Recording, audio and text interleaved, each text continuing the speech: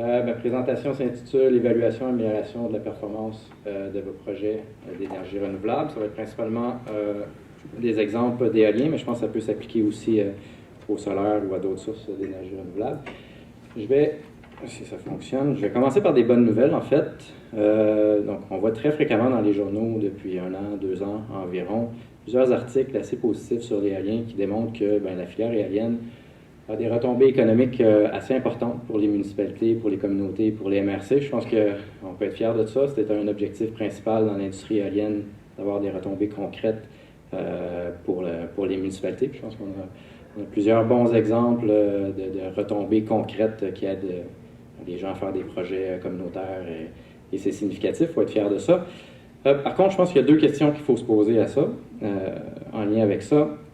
La première, c'est est-ce que ces redevances-là sont suffisantes? Est-ce qu'elles sont adéquates? Est-ce qu'on a des moyens de vérifier que les redevances qu'on a fournies sont telles qu'attendues? Et question encore plus importante, est-ce qu'il y a possibilité d'améliorer la production pour avoir encore plus de retombées économiques favorables? Fait que ça, c'est mon plan de présentation. Si on commence avec le premier élément, évaluation de performance, j'ai une question pour vous. Disons que ça, c'est la production mensuelle d'un parc éolien à chacun des mois, de janvier jusqu'à décembre.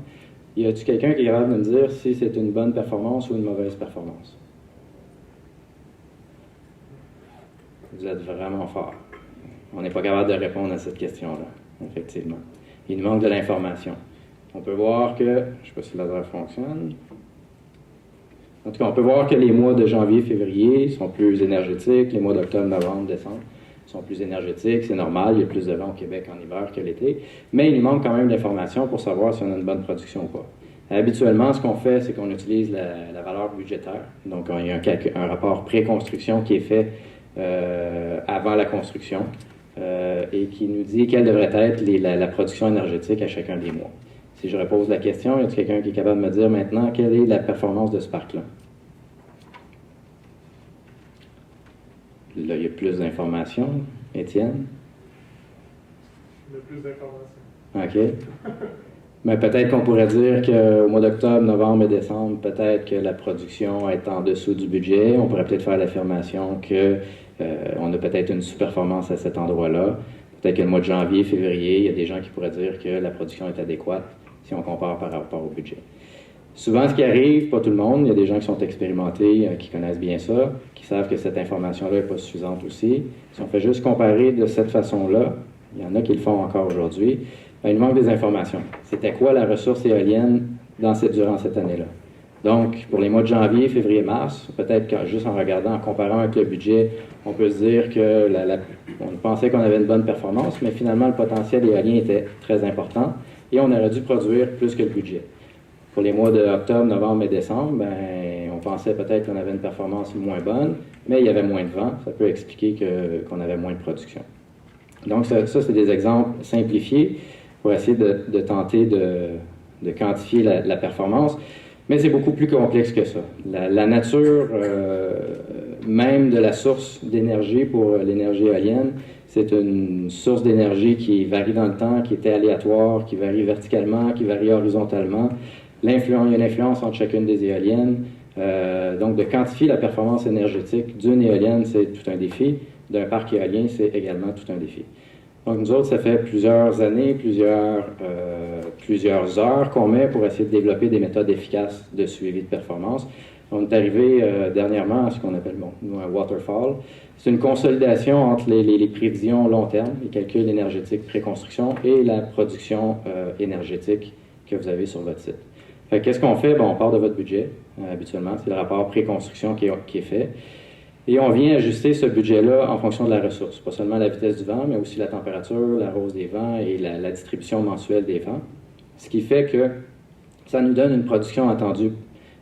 Par exemple, disons de janvier 2015 à décembre 2015, pour la majorité des projets éoliens au Québec, pas tous, mais une bonne partie, on avait de 5 à 6 % de plus de contenu énergétique que le long terme. Donc, les projets éoliens, normalement, en Gaspésie principalement, mais aussi d'autres régions du Québec, on aurait dû produire 5 à 6 % de plus d'énergie que le budget. Une fois que ça c'est fait, là, nous, il faut regarder aussi les autres pertes d'efficacité, les comparer avec ce qu'il y avait dans le budget, par exemple au niveau de la disponibilité. Disponibilité technique, dans cet exemple-là qu'on voit ici, availability, ben, on a calculé que les pertes associées à la disponibilité étaient supérieures à ce qui était estimé dans le budget, que les pertes électriques étaient moindres. L'efficacité de l'éolienne, ben, il peut y arriver des fois des problèmes d'algorithme de contrôle, des modifications de paramètres ou des changements de version dans les logiciels qui fait que la machine peut être plus ou moins performante. On quantifie aussi la glace, ça c'est environnemental, donc des fois il peut y avoir des pertes de givre plus élevées que ce qu'il y a dans le budget, etc. Et quand on somme tout ça, on essaie de comparer ces sommations-là avec la production réelle, et malheureusement, il arrive des fois où il y a un écart, et que là, il faut vraiment se poser des questions. On a fait toutes les corrections, on a analysé la ressource éolienne, on a analysé le budget, on a analysé les pertes d'efficacité, de disponibilité, de rendement, et il nous reste quand même un écart. Là, ça peut être plusieurs mois d'investigation, principalement 3 sources qui peuvent arriver là. Soit que le rapport pré-construction était surestimé, ça peut être une source des raisons de l'écart. Il peut y avoir une sous-performance de l'éolienne qu'on ait de la difficulté à quantifier, et il peut y avoir de l'incertitude dans l'analyse qu'on fait ici, mais habituellement c'est de moins grande importance. Donc, ça c'est de façon générale et rapide pour vous démontrer l'importance et la complexité de déterminer la performance d'un actif éolien. Une fois que ça c'est fait, ben, qu'est-ce qu'on peut faire pour améliorer la production de votre projet éolien? Donc, pas besoin d'avoir d'équations différentielles ou des formules avancées ou des concepts complexes pour comprendre que les revenus moins les dépenses, ben, c'est les profits. Si on veut augmenter les profits, ben, c'est soit qu'on augmente les revenus ou qu'on diminue les dépenses. Donc, je vais commencer par qu'est-ce qu'on peut faire. J'ai une slide pour diminuer les dépenses. Il existe sur le marché, vous allez avoir 2 exemples de présentation après moi, plusieurs options, plusieurs méthodes, plusieurs fournisseurs qui sont disponibles qui permettent de diminuer les coûts d'opération et maintenance. Je n'entrerai pas dans les détails ici, vous allez avoir 2 exemples après. Ensuite de ça, j'ai tenté de synthétiser la vision que j'avais de ce que j'ai, des différentes expériences que j'ai avec différents clients qui ont différentes cultures dans leur entreprise pour faire l'opération maintenance. Je ne pense pas qu'il y a de bonne ou de mauvaise façon d'attaquer l'opération et maintenance, mais c'est comme ça que je pensais synthétiser ce que j'ai vécu jusqu'à date. Mais il y a différents clients qui font leur maintenance seulement avec les manufacturiers. Il y en a qui utilisent des ISP, Independent Service Providers, et il y en a qui le font à l'interne, et il y en a qui font un mélange de tout ça. Vraiment, toutes les options sont utilisées par différents clients. Et il y a les cultures aussi au niveau des programmes d'opération et maintenance. On peut faire de la maintenance corrective, comme on appelle en anglais run to fail. On peut faire de la maintenance systématique, donc faire des changements d'huile à toutes les mêmes dates ou conditionnels en fonction de l'état des actifs. Et le prédictif, il y a des programmes d'opération et maintenance qui sont de type prédictif, donc on essaie de prévoir un bris avant que ça arrive. De façon générale, c'est pas très scientifique, de façon générale, les prix ont tendance à augmenter dans ce sens-là, et les prix ont tendance à augmenter plus on a un programme d'OM&M complexe. Il n'y a pas de solution, comme je le disais, idéale. S'il y avait une solution idéale, je pense que l'industrie convergerait vers une seule et unique méthode, mais il y a vraiment toutes les panoplies. Un élément, je pense, qui est important de savoir, c'est que si vous prenez une décision dans votre plan d'opération maintenance, connaissez-vous les avantages et les inconvénients associés à chacune des méthodes? Ça, je pense que c'est important. Et est-ce bien adapté à votre contexte particulier? Si vous avez 3 éoliennes, c'est peut-être pas le même programme que si vous en avez 400, par exemple. Et aussi, vos besoins peuvent changer dans le temps. On a souvent un jugement négatif par rapport à la maintenance corrective, en se disant que c'est la méthode la plus simple, la moins coûteuse, mais pas très efficace. Mais est-ce que c'est nécessaire de faire du predictive maintenance à l'année 19? Peut-être qu'on peut faire une adaptation dans notre programme d'OM&M, puis faire du run to fail vers la fin. Donc, ça, c'est plus pour votre réflexion. Ensuite, si on diminue les coûts, mais on peut augmenter les revenus. On ne passera pas à travers tout ce tableau-là au complet. Vous pourrez le regarder après la conférence. Ça va me faire plaisir d'en discuter de chacun d'entre eux si vous le désirez. On va en regarder quelques-uns. Mais de façon générale, il y a 2 grandes méthodes pour améliorer la production de vos projets éoliens. La première, c'est si on améliore la disponibilité de vos actifs. Et la deuxième, c'est pendant que vos éoliennes fonctionnent, qu'est-ce qu'on peut faire pour améliorer la performance?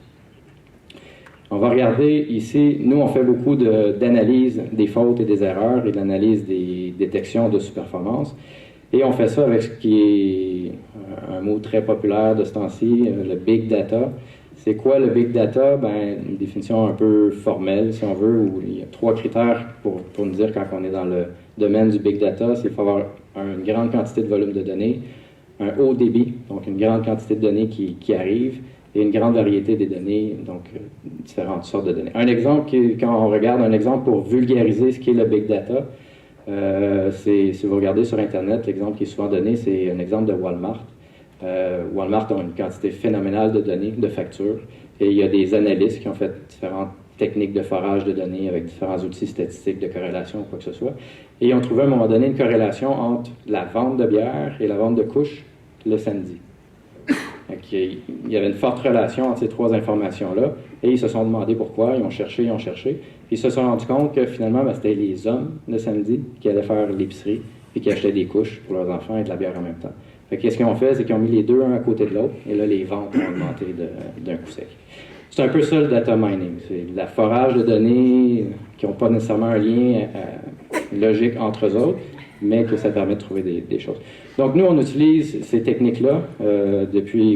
Dans mon doctorat, j'ai utilisé ça. On a développé plein de techniques. On n'aura pas le temps de passer toutes ces méthodes-là, mais l'éolien, c'est considéré comme du big data. Une grande quantité de données qui rentrent très, très rapidement à la seconde.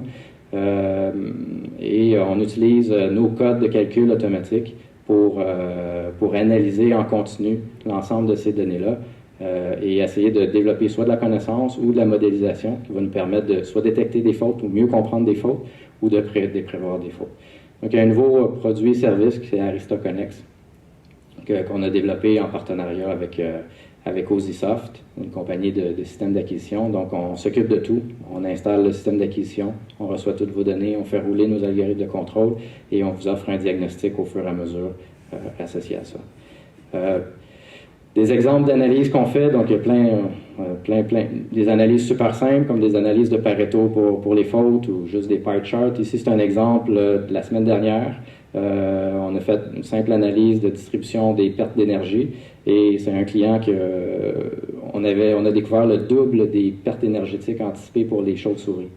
Fait qu'on est en train de travailler maintenant sur l'optimisation de l'algorithme de contrôle parce que les pertes pour les chauves-souris, ils arrêtent les éoliennes dans des conditions qui sont peut-être pas appropriées. Donc ça, c'était une surprise et on prend action immédiatement. Donc il y a plein d'autres types de graphiques. On utilise des mappings avec plusieurs couleurs. On peut voir ici un changement de production significatif. Rouge, beaucoup de production. Bleu, peu de production. Des analyses en fatigue. Ça ici, c'était potentiellement une zone de récirculation derrière une montagne.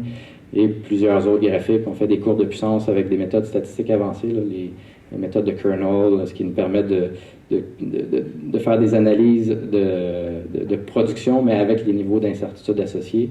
On a financé un projet de doctorat ici, Philippe Cambron, avec Cartier, pour faire des cartes de contrôle adaptées à différentes composantes et efficacement et rapidement et automatiquement détecter des erreurs, des changements de température ou des sous-performances. Si on y va à l'autre, détection de sous-performance. Non, ça, je pense que c'est supposé d'être un peu plus bas. En fait, c'est amélioration de performance avec des options aérodynamiques. Donc, il y a plusieurs packages qui sont disponibles sur le marché, des fournisseurs de différentes options qui sont disponibles sur le marché. Par exemple, il y en a qui proposent des dyno-tails, c'est des composantes qu'on met sur le bord de fuite des éoliennes et qui c'est influencé sur les baleines, je ne sais pas comment on les appelle, les nageoires des baleines. Il y a des gens qui se sont influencés de ça pour essayer de proposer un bord de fuite un peu différent pour améliorer la production. Il y a des gens qui proposent d'élargir la corde, donc élargir la pale. Il y a des vortex generators, donc c'est des composantes aérodynamiques qu'on installe sur les pales aussi. Il y a des exemples d'augmentation de la longueur des pales aussi. Je sais que General Electric ont réussi à le faire sur quelques-unes de leurs éoliennes. Il y a d'autres recherches et développements qui se fait ici. C'est General Electric ici qui a designé un déflecteur qui semble significativement améliorer la production, mais bon, je ne suis pas certain qu'avec la glace, ça soit l'idéal. Il y a plein de packages comme ça. Le Wind Boost, qu'on entend parler, il y a des manufacturiers qui proposent différents algorithmes d'optimisation de leurs paramètres, comme le pitch et le RPM. Donc, nous, on a participé à la négociation du contrat, à la validation de l'installation de ces composantes-là, à la validation du gain énergétique. À mon avis, il y a un gain, c'est intéressant, il faut le vérifier, mais il n'y a rien de parfait dans ce monde. Il y a des risques associés à ces choses-là. Un des risques les plus importants, c'est la fatigue accrue. Donc, on vient augmenter les charges sur les éoliennes et ça peut impacter la durée de vie. Fait que si on a un gain d'1% d'énergie, mais qu'on perd une année de production, peut-être qu'en bout de ligne, ça ne va pas la peine. Un autre élément à considérer, à ne pas oublier, c'est au niveau des engagements environnementaux que vous avez pris, particulièrement au niveau du sonore. Si vous installez des VGs ou des composantes sur les pales et que ça se met à siffler, là, vous êtes peut-être en problème avec vos engagements environnementaux. Le coût versus le gain réel. Souvent, les prix de ces composantes-là sont en lien avec on vous affirme, vous allez avoir un gain de 4%. Pour cette raison-là, voici combien ça va coûter. L'évaluation du gain réel de ça est tout un défi. C'est vraiment pas évident à faire et les niveaux d'incertitude sont assez importants. L'entente contractuelle, le diable est dans les détails. C'est quelque chose à prendre beaucoup d'attention au niveau de bien négocier les garanties, les méthodes du gain, je viens juste d'en parler, et des méthodes de paiement, responsabilité de chaque partie, il faut bien les définir, performance dans le temps, si vous installez des VGs puis 2 ans après sont tombés, ça vaut peut-être pas la peine. Dernier exemple d'optimisation, ça c'est lors de mon doctorat, c'est un outil breveté qu'on a développé qui permet d'aligner la girouette pour s'assurer que les éoliennes fassent face au vent, qu'elles ne soient pas désalignées face au vent.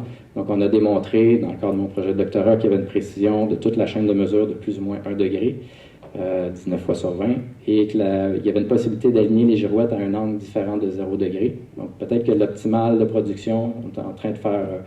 je suis en train de faire un projet avec plusieurs clients pour essayer de trouver l'angle optimal d'orientation, qui est peut-être pas nécessairement à 0 degré. Peut-être qu'on pourrait aller chercher 1 à 2 % de production énergétique. Cet outillage-là est utilisé sur plusieurs éoliennes, puis on a démontré que, je pense qu'on a plus qu'une centaine d'éoliennes que l'alignement a été fait. On arrive à environ 15 % des éoliennes qui sont désalignées par rapport au 0 degré. C'est ce qu'on voyait dans la littérature. Nos mesures ont confirmé que la littérature semblait adéquate. Conclusion et recommandations. Donc, j'espère rapidement avoir réussi à vous convaincre qu'il est important de faire un suivi de performance de vos actifs, mais qu'il ne fallait pas sous-estimer la complexité des méthodes de suivi de performance. Je pense que c'est important d'avoir toujours un effort continu afin de minimiser les coûts d'entretien. Et je vous ai présenté plusieurs options d'amélioration de performance, mais attention aux risques associés aux choses qui vous sont proposées. Bref, voilà. Merci. So we're going to talk a little bit about cranes and lifting. I'm going to start with some questions for you. And this may seem like a silly question at first, but who in this room, raise your hand if you've ever worked with wind turbines, either in construction or O&M. As an owner, as an OEM, as a service provider, if you don't raise your hand, I would actually question, why are you here? Okay, so for those of you who raised your hands, who has had the pleasure or displeasure in their careers of actually working with cranes for either construction or O&M? Well, we got a few. Almost look like you're ashamed to raise your hands. So for the half a dozen of you that have hired cranes for this type of work, how many of you actually enjoyed paying the invoices for those cranes? No hands, that's what I thought. Oh, yeah, we have one. Okay. You know, cranes are cool machines. Kids play with toy cranes. They're spectacular to look at, but they are expensive, especially when you get into really big cranes, which are normally required for wind turbine work. And that was kind of one of the inspiration that we decided to start a company, LiftWorks. If you've never heard of our company, that's okay, because we're new. We only just founded our company 1 year ago. We're based in Ontario. We're working across the country. We may be a company that's new, but certainly our employees are not new in the industry. Our founding employees, including myself, we all come from the company Mammoet. It's a brand that you might recognize. We worked in lifting and heavy transportation at projects all around the world. We worked in around 80 countries. We had cranes that would lift up to 5,000 tons. It's fun stuff. But combined, we have probably 7 years experience in this business, and in wind, probably half that. So we do know wind quite well. And what we're doing is something different. We started to notice a trend at Mammoet that customers sometimes seem a little bit dissatisfied, and specifically with respect to the cost of cranes. Cranes are expensive. So we thought, well, let's see if we can bring some new technology to the industry that drives some of those costs down. So the main thing that we're doing is we are offering lifting services, not for construction, but specifically for major component replacements, for O&M. So stuff like blades, gearboxes, generators, even smaller stuff like yaw drives, yaw motors, pieces of gearboxes for up-tower gearbox repairs. And we're doing it with devices that mount up-tower, not on the ground. The other thing that we do is we do engineering consulting and sometimes design build engineering for very specialized rigging devices. Does anybody know what that device would be? I'll give you a clue. It is related to wind turbines. Nobody. Okay, I'll give you another clue. So the same device, this is a pointer? No. The same device you can see in the bottom photo in the very center at the bottom. That little device that's hanging over the side of the installation vessel. So this is a gripper that holds monopiles. And it just works like holding a pile, like a broomstick in your hands, to hold it still while a big hammer will hammer that monopile into the seabed. And then afterwards, another installation vessel will come along and install the turbine on top. But it's very common. It's used for turbines that are in the 7 megawatt range or 5 to 7. And these piles would weigh normally anywhere from 800 to 1,500 tons. So looking at Canada, what we're doing here onshore, the main thing that we're doing right now is gearbox and generator replacements using a self-hoisting crane.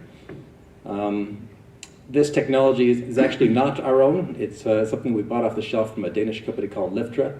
But it is a fairly specialized crane. There are only 7 of them in the world so far. We've got the only one in Canada. And what's unique about it is that it's a crane. It could lift around 24 tons, which is enough to do any gearbox. But it can climb up the tower on its own. So it doesn't work from the ground. It works from up tower. And for all intents and purposes, it does the exact same lifting job as a 600-ton telescopic crane. So for those of you who aren't all that familiar with cranes, this is how it's done today and in the past. So you can see the size of the crane. And this is the new device. You know, the contrast in the size of the crane is enormous. The one on the left probably weighs 250 tons just for the crane, and our machine weighs about 5 tons. This is just a little video that gives you a sense from a drone's perspective of what it looks like up tower. So you can see there's an interface that does mount the crane into the nacelle. This is a GE 1.5. It takes a day or two to set up the crane inside the turbine. Once the interface is installed, the crane can just hoist itself up on its own wire.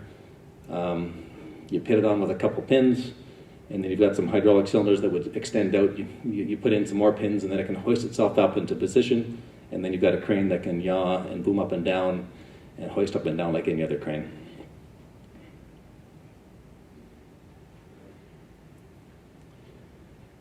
So that's what we're doing now.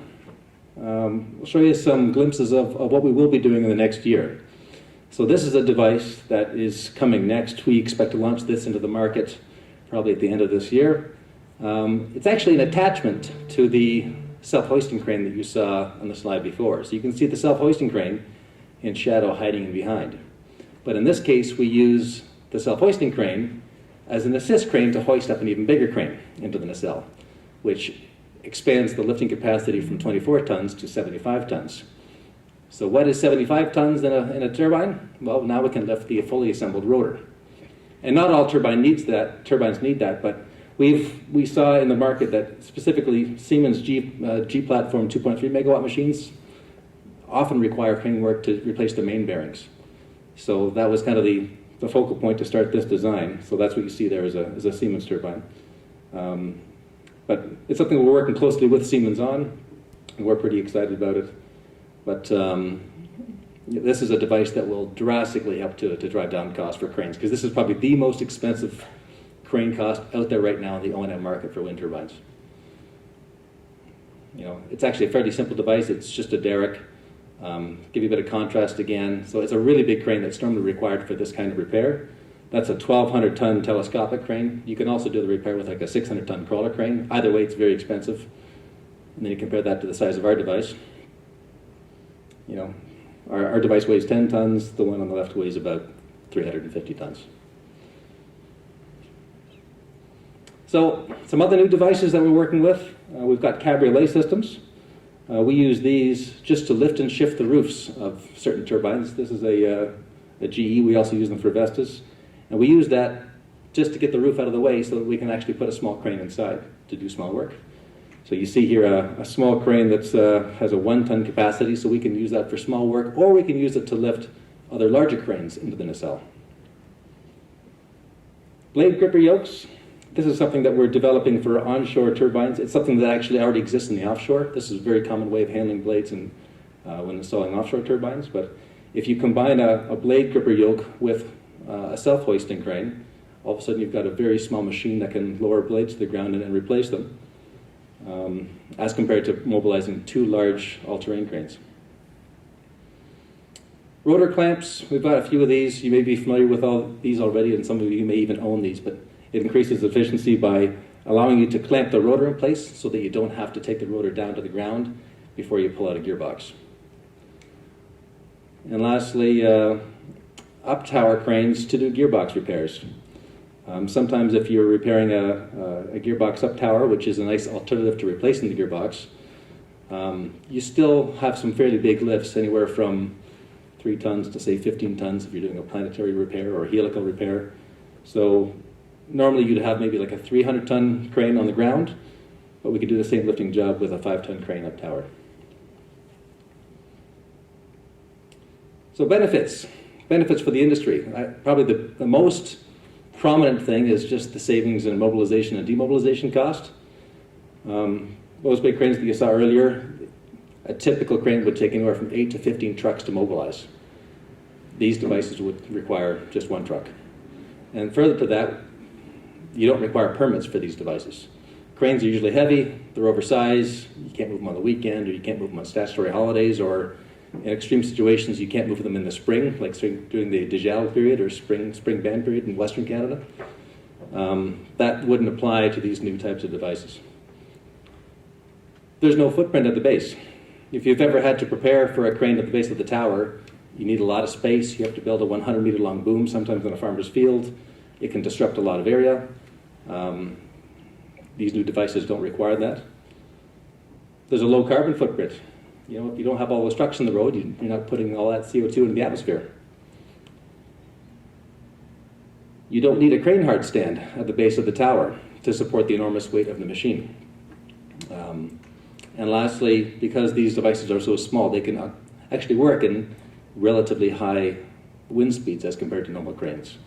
All of our stuff is designed for 10-minute average of 12 meters per second maximum wind speeds, or gusts up to 18 meters per second, which is considerably higher than what we'd have with the normal crane. So what is the added value? Overall, it really comes down to saving cost and saving time. You know, the cost stuff is relatively obvious. It really comes down to transport. But the time, it really comes down to saving time for mobilization. You can mobilize any time, any place. And it increases safety. And you may think, how's it any safer? But it's actually quite simple. You've probably all seen YouTube videos or photos on the internet of big cranes tipped over in a farmer's field. Cranes can tip over because really, even a brand new crane out of the box is only as good as the ground that it sits on.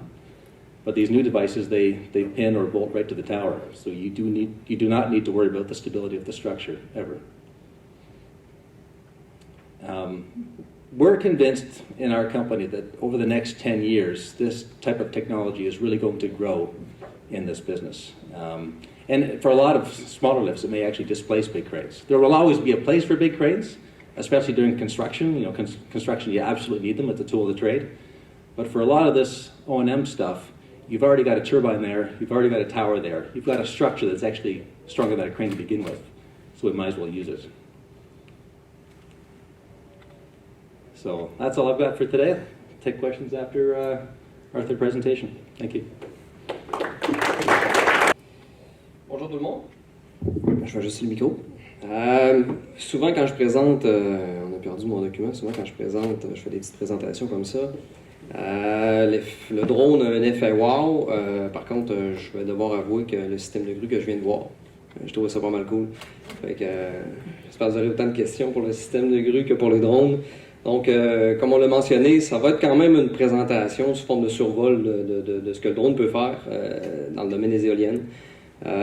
Tout ce qui est présenté aujourd'hui, c'est basé sur notre expérience en tant qu'opérateur de drone. On va faire le tour. Si vous avez des questions pendant, vous pouvez les poser. On offre toujours cette opportunité-là. Par exemple, on ne s'en fait pas poser beaucoup pendant. Par contre, après, ça me fait plaisir de répondre à vos questions. Donc, l'inspection de pales par drone, on va débuter par ça. On va présenter finalement les avantages de l'utilisation du drone comme méthode d'inspection visuelle. On va voir aussi d'autres types d'avantages d'utiliser le drone pour mener des inspections. En 2015-2016, l'équipe technique de Hovercam a mis sur pied un système de drone pour inspecter des pales d'éoliennes. Plusieurs tests matériels, logiciels, optiques ont été menés afin de trouver la bonne combinaison. Évidemment, ça n'a pas fonctionné du premier coup, et ça on recule en 2014. Par la suite, en collaboration avec l'entreprise Vent de l'Est en Gaspésie, des procédures de travail ont été mises sur pied afin de répondre aux besoins de certains clients qui pouvaient bénéficier de ces avantages et de ces services. Donc, les gains d'utilisation du drone, environnementaux, l'alimentation est électrique, des méthodes non intrusives, évidemment le drone va survoler l'éolienne, il n'y a aucun contact, on n'utilise pas d'essence, donc c'est tous des facteurs qu'il ne faut pas négliger aujourd'hui. La sécurité des opérations, réduction des risques, limitation de l'exposition. Le personnel opérant, les techniciens opérant le drone sont jamais dans la ligne de mire des pales. On travaille toujours en périphérie de l'éolienne. C'est le drone qui s'approche de l'éolienne. Économique, le coût de mise en œuvre, les diagnostics anticipés qu'on peut retirer des différents types de livrables qu'on peut fournir aux clients. La protection des infrastructures. Il faut comprendre que c'est complémentaire aux moyens actuels d'inspection. C'est pas une méthode qui va remplacer la totalité de ce qui se fait actuellement. Renforcement des diagnostics grâce à la qualité des livrables. Les objectifs, en premier, on a la captation des images à haute résolution, maintenir un standard dans la qualité des livrables, le rythme d'inspection augmenter et sa constance, une augmentation de la sécurité des opérations, la détection plus rapide des bris, et une optimisation de la planification des réparations qui devront éventuellement être effectuées après ce type d'inspection-là, donc une fois qu'on aura livré aux clients les rapports d'inspection. Des observations que nous, on a fait, après avoir inspecté plus de 1200 pales en 2016 dans des conditions atmosphériques représentatives. Par représentative, j'entends par là que les éoliennes ont la fâcheuse habitude d'être installées là où ils ventent. Ça a été des problèmes qu'on a vécu dans la première année d'essai. On aura répondu par la positive en modifiant puis en développant de nouveaux systèmes de drones. Donc, on a pu observer les résultats suivants. Le temps d'arrêt d'une éolienne a diminué comparativement, je dis à la méthode, mais on pourra dire aux méthodes conventionnelles qu'on a pu observer. Les bris jugés majeurs ou urgents ont pu être réparés rapidement suivant la livraison des rapports d'inspection aux clients. La sécurité a été augmentée. Aucun technicien donc n'a accès à la pale. Nos deux techniciens ont les pieds au sol 100% du temps. Obtention d'informations supplémentaires. Donc, on parle là en ce moment d'inspection de pales. Par contre, il faut comprendre qu'une fois que le drone est dans les airs, on capte beaucoup plus d'informations que la pale elle-même. Donc, la nacelle dans son ensemble, les systèmes de télémétrie, les mâts météo qui peuvent être installés sur le dessus. On a expérimenté cet automne, puis au début de l'hiver, la présence de neige de givre via l'imagerie en temps réel. Donc, avant de mener une inspection avec le drone, on s'en est servi pour aller faire une vérification supplémentaire, voir s'il y avait vraiment des dangers de givre qui avaient peut-être pu ne pas être détectés. Comment peut-on réduire les coûts? En fait, l'arrêt de production, évidemment, une diminution du temps d'arrêt grâce à la rapidité du drone. L'optimisation, donc une meilleure planification des interventions, on en a parlé tout à l'heure, la centralisation, un meilleur suivi des inspections et des consultations de rapports via le portail inspection.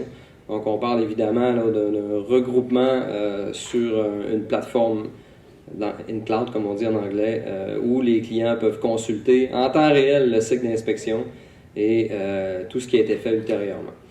Donc tout est planifié dans un logiciel. La diminution des coûts, plus de pales inspectées en moins de temps, rapidité d'accès à l'information, c'est toujours des critères importants qu'on observe chez nos clients. Donc, le temps requis d'un type d'une inspection, on va dire classique, donc où on va scanner les pales complètes. Le temps de mobilisation, on a travaillé beaucoup sur cet aspect-là, donc 10 minutes. Donc, on va arriver sur le site, au pied de l'éolienne, ça prend 10 minutes, puis le drone est déjà dans les airs. Donc, la procédure de travail est prête à être appliquée. Ça suit toujours une séquence bien définie, qui est toujours personnalisée pour le client et pour le type d'inspection.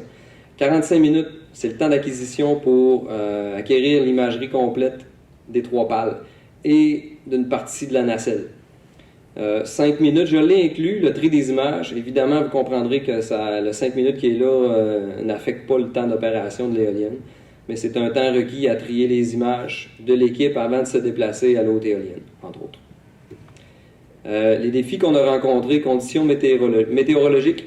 Des dizaines de tests ont été effectués en fait afin de mettre en service 2 drones capables de mener des inspections dans des vents très élevés. Nous cherchions à optimiser au maximum, petite faute là, de frappe, le type d'inspection selon ces critères. Donc la tolérance des vents, les intempéries, la pluie, la neige. Donc on voulait être capable d'avoir des appareils qui étaient capables de tolérer un petit peu de neige, un petit peu de pluie. On s'entend qu'on ne mène pas d'inspection visuelle quand il mouille trop ni quand il neige très fort. Le temps de vol était un facteur important.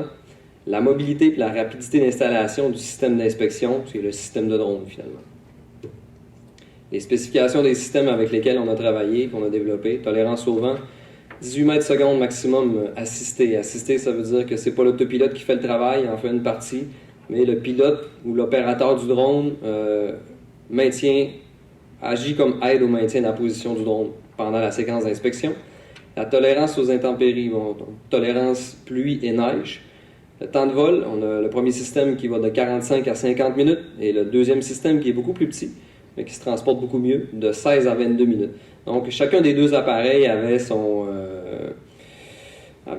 scope d'utilisation par rapport aux périodes de l'année, soit l'hiver, soit l'été.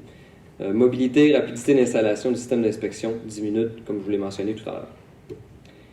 Premier système qu'on a mis en service en 2016, c'est le drone rouge que vous avez là. On en a 3 qui sont en opération, en service. Donc, c'est un appareil totalement conçu en composite, très léger, et c'est cet appareil-là qui peut une autonomie de 50 minutes avec la charge utile embarquée. C'est le deuxième appareil, beaucoup plus petit, autonomie 18, dans certains cas 30 minutes, dépendamment de la charge utile qu'on va embarquer. Quand je parle de charge utile, je parle du capteur. On le voit en dessous ici, là. Pas de souris, juste ici comme ça.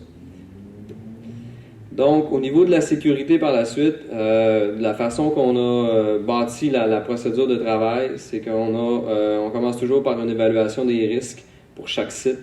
De par le travail qui est de type aéronautique, on est tenu de travailler, de fonctionner avec certaines procédures de travail qui sont propices à l'aéronautique. Donc, une procédure d'approche, évaluation des risques de givre. Évidemment, l'été, ça ne s'applique pas.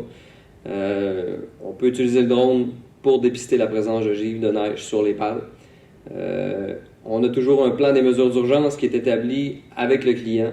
Donc, on s'assure de répondre aux critères de sécurité de chaque client, évidemment. On a des procédures de travail qui sont spécifiques aux clients, aux éoliennes, aux pales, aux composants qu'on va inspecter. Et on a les procédures de travail qui sont de type aéronautique à travers tout ça. Les autres possibilités d'utilisation du drone, évidemment, vous en entendez parler tous les jours du drone, on le voit à la télé, on veut et on peut l'utiliser un peu partout, de plus en plus. C'est basé vraiment sur des travaux que nous, on a fait. Donc, inspection de panneaux solaires par caméra thermique, inspection de lignes de transport d'hydroélectricité, inspection de structures en hauteur, évidemment, les éoliennes sont dans cette section-là. Thermographie, détection et diagnostic.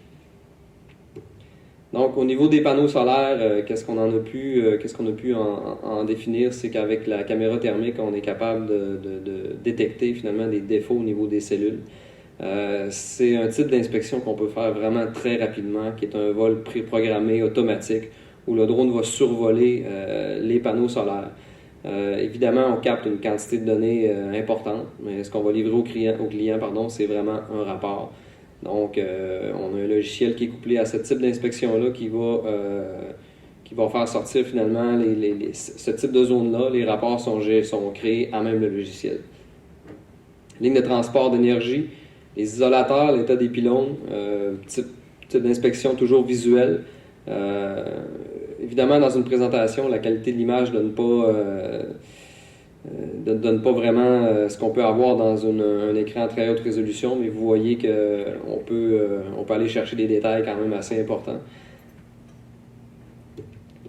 Ligne de transport encore, en prise de végétation, c'est des travaux qu'on a faits pour Énergie électrique Québec.